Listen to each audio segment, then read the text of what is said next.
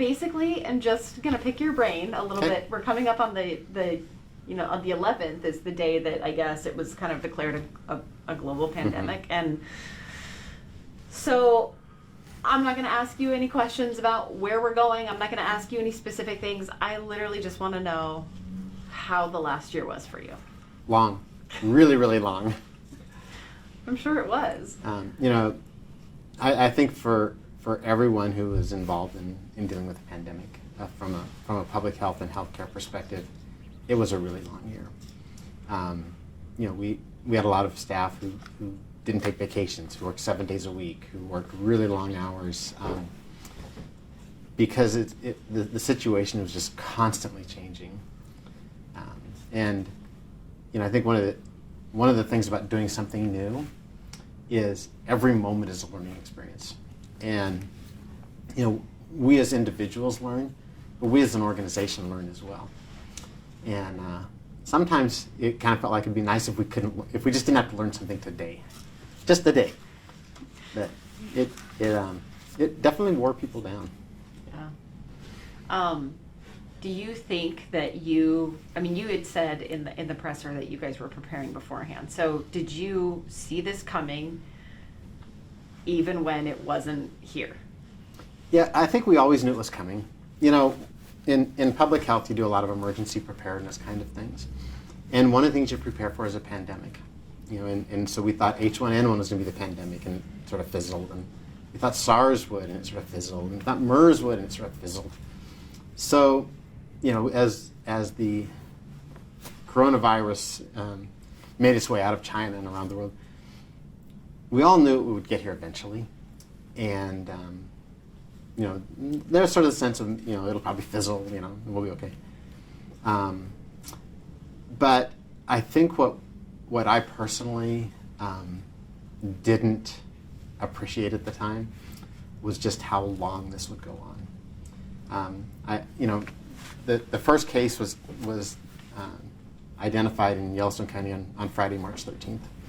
And for me, it's one of those days like, I know where I was when, 9/11, the Challenger, when I got the call that we had a case in Yellowstone County. And I made my first health officer order on Monday, March 16th. And it was for 7 days. It was a 7-day order. I kind of look back at now and think, boy, wouldn't that have been nice if that 7 days would have solved whatever we were getting ready for. But the duration, I think, was, I should have anticipated more, but that sort of took me by surprise that it just goes on and on and on. Can you remember, take me back to March 13th, 2020. Where were you when you got the call? What was your reaction? What went through your mind with that? I was in a parking lot at Wendy's. In fact, I can just about tell you the parking space I was in. And my cell phone rang, and it was the state health department saying, we have our first cases, and I can't remember, honestly, I don't remember if it was one or two of them were here. But it was, my reaction was sort of a mixed reaction of, we've been waiting, and so now we're going to do something. And so there's sort of that, the anticipation was over and we were going to do something, kind of mixed with, but what are we going to do? And I think one of the things that's come out of this is, as I mentioned earlier, it's all new. When the first case was March 13th, the governor closed the schools on Sunday, March 15th. So when we went to school in August, that was the first time we did school with COVID-19. When we did sports, it was the first time we did sports with COVID-19. Everything is a first time. And, I think there's been a lot of criticism about, why do you keep changing your mind and why do things change? But the idea of it's all new and for the first time, that's part of being a learning individual and a learning organization, is you take those experiences, you figure out how to turn them into something better, and you change it. One of the things I'm really proud about our organization is that we are not afraid to try things, and more importantly, we're not afraid to say that didn't work very well. I gave you a really recent example. The first day that we ran the centralized vaccination clinic at Metro, by the end of the day, it was a half-day clinic. By the end of that half day, we were about an hour behind. On a 3.5-hour clinic, we were about an hour behind. And I got some emails. I think everyone in the county has my email address. Half of them have my cell phone. And so I got some emails saying like, well, that was just terrible. It was awful. What's wrong with you people? It was some pretty snarky stuff. That group of people sat down at 6:30 or 7 when they got everyone done, and they said, what are we going to do to fix this? The next day, we ran a morning clinic. At the end of the morning clinic, we were 3 minutes behind. That's what it means to be a learning organization. You don't have to be perfect. No one's going to be perfect. But you have to learn and do it better next time.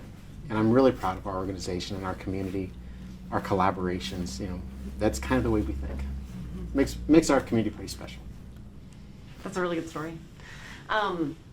Was there a moment in the past year where you just felt inside super conflicted about either a decision that you had to make or what was happening, or was there something that you weren't sure about but you knew you needed to do it?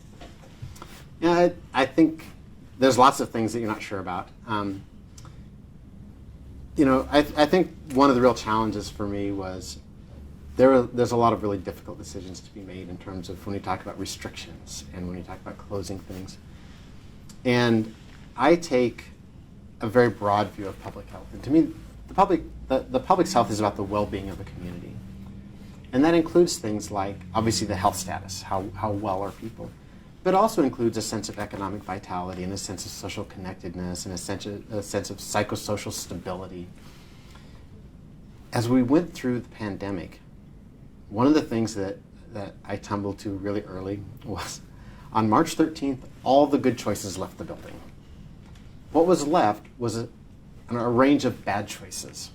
And the art was figuring out what was the worst of the bad and what was the least worst of the bad. And so when I would look at decisions about closures or hours of operation limitations, I would have to titrate risk in my mind. If we do those things, we reduce the risk of spread of disease. But we increase the risk related to economic vitality and social connectedness and those sorts of things. And, I got a lot of emails and a lot of phone calls and a few letters. And I think what I came to is, in my position and the way I view this job, I don't have the luxury of picking one piece and saying, this is all that matters. As I said, all the good choices are gone. So every option hurts everybody to some degree. And what I try to do is figure out what's the least harmful. What I think is really interesting is this became a very polarizing issue. I'm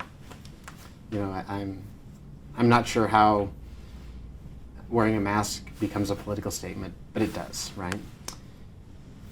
But when something would change, like when a restriction would be added or reduced, my email would immediately flip, and I'd go from people saying, you've got to shut things down, you've got to close the schools, people are going to get sick, people are going to die, it's going to overload the hospitals.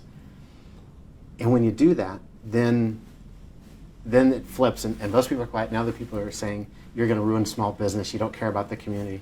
It's a very strong reaction. I'm a person of faith, and some of these things were really hard. And for me personally, faith was helpful. I never labored under the delusion that I got it all right, or I did it all perfect.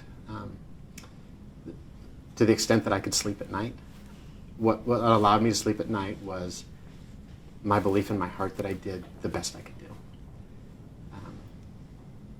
But this is a really difficult time.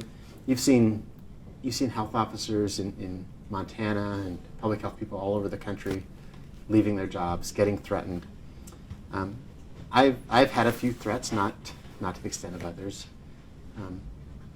But I think what I've always tried to do is to be a part of everything. So I've been a part of the economic response and recovery team since its inception. Is that a public health issue? Sure it is, because economic vitality is important, and having businesses that customers and workers feel comfortable is important. So, as I said, I think once every 100 years is plenty. When you said that, that was pretty funny. I laughed at that. You've really gotten some threats? Yeah. You know, I really honestly didn't pay much attention to the ones that just sort of said you're a dirty so-and-so. There were several that we did report to law enforcement because they were specific enough that they made me nervous. Did you sleep at all in the last year? You know, I always used to say I may not be good at a lot of things, but I'm really good at sleeping.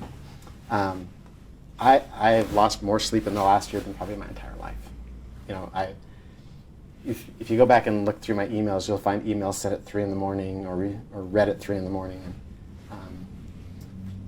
you know, I think you can't do this kind of work if you don't care. You know, if you're doing public health and you know and it's just a textbook academic exercise, you can't do it very well. If you care, it wears on you.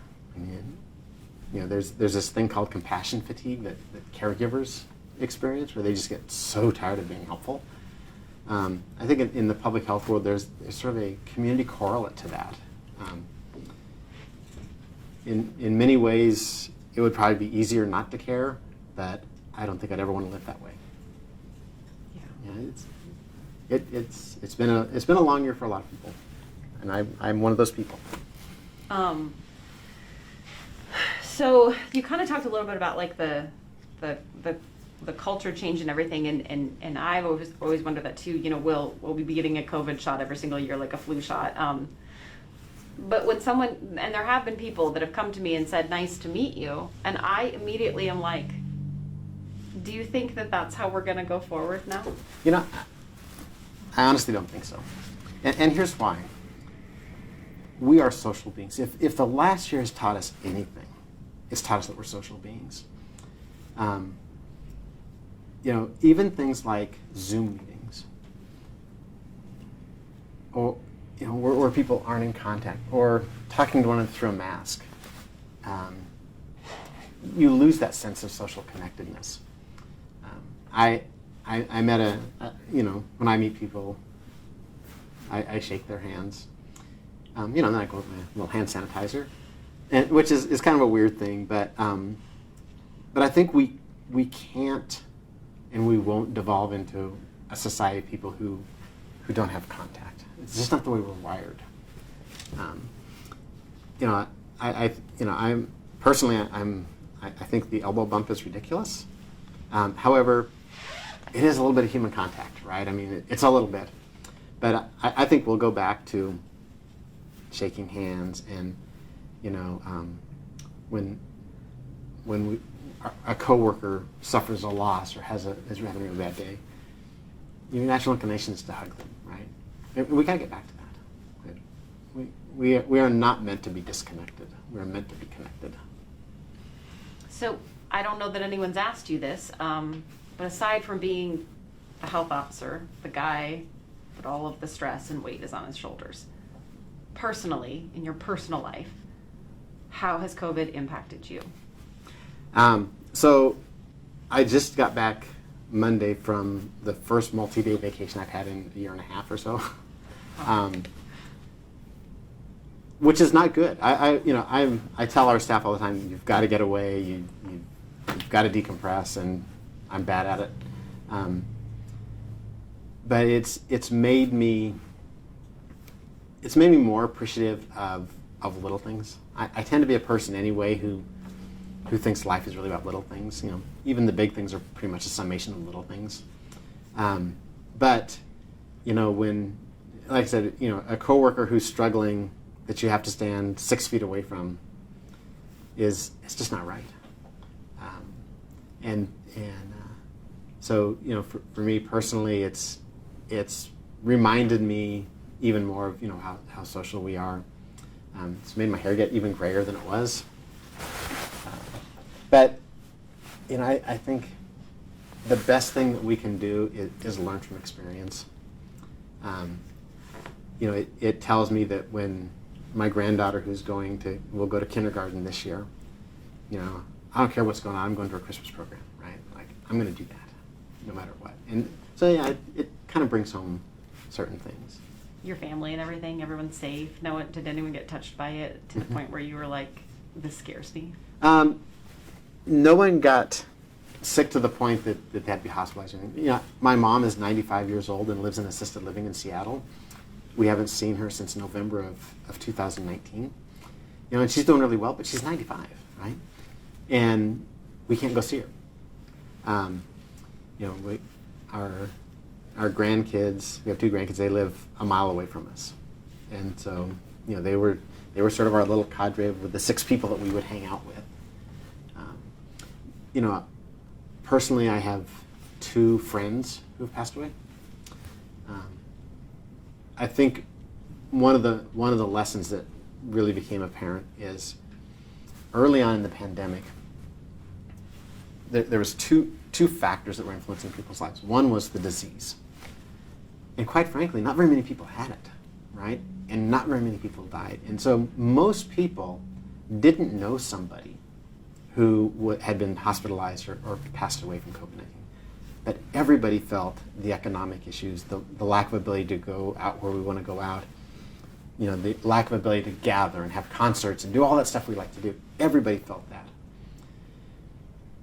Over time, now we've got 10% of the county's population that is confirmed to have had COVID-19.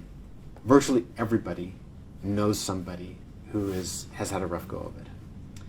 And I think that sort of shifted the understanding a little bit.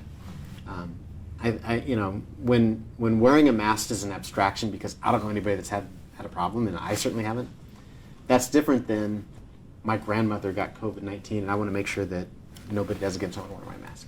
There's a different perspective when it touches you personally. I think the other place that really hit home for us is from the very first death in COVID-19, we have issued press releases recognizing every one of those. And if you want to talk about getting worn down, go 15 consecutive days putting out a press release of someone that's died. And finding a way to express what that loss means to us as a community in a way that doesn't sound like, oh, that's answer number 7. It's everyone who is involved in one way or another. I'm not sure that I would necessarily say that we'll carry the scars of it, but we'll all carry the implications, the impacts of it. All right, anything else?